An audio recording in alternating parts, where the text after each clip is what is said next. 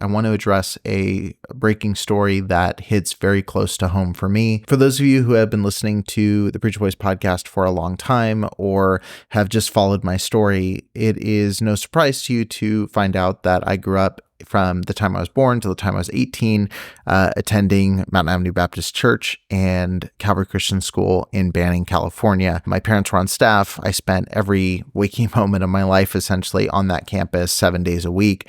And all of my best and worst memories in equal measure for those first 18 years of my life took place on that campus in Banning, California. Around the time I was in 11th grade, there was a incident where a sex offender moved to our church, and I found out the identity of this person. I reported it. I can share that full story within the show notes of this episode, so you can watch that. I don't want to detract from what I'm sharing right now, but essentially me calling out this person led to the dissolution of many of my relationships, if not all of my relationships within that organization.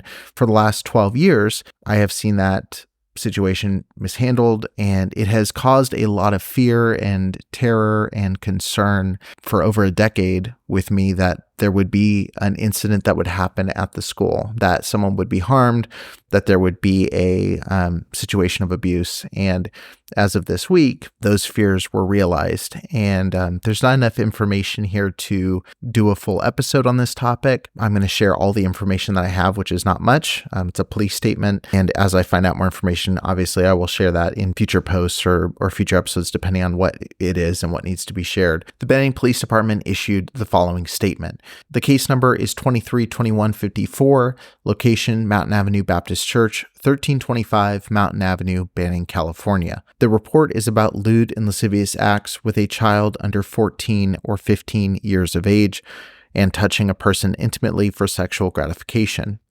On September 12, 2023, at approximately 3:42 p.m., an employee from Mountain Avenue Baptist Church responded to the Banning Police Department and reported criminal acts against a child that occurred on the church property. Members of the Banning Police Department responded, along with detectives, and conducted an investigation that resulted in the arrest and booking of an adult faculty member. The suspect was later identified as 26-year-old Nicholas Corl, who was booked into the Larry Smith Correctional Facility for violations of the penal codes I mentioned at the top of the show, which were lewd and lascivious acts with a child under 14 or 15 years of age and touching intimately for sexual gratification.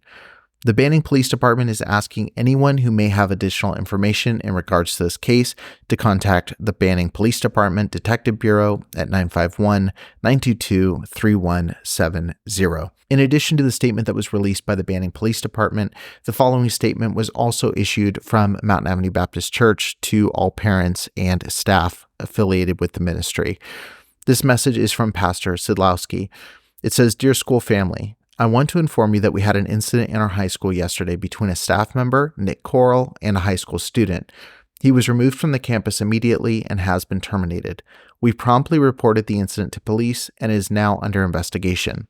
We are fully cooperating with the investigation and we will release more information as it is provided to us by law enforcement.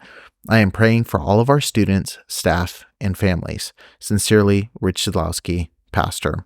This is obviously a case that is extremely heavy, and it has been an immense weight over the last several days.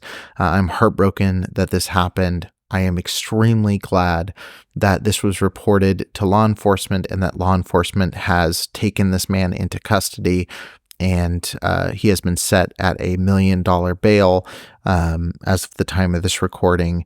And I'm glad it is being taken seriously and being investigated thoroughly. And I hope that continues throughout the course of this process. And I do appreciate that a statement was sent out to the families at the school.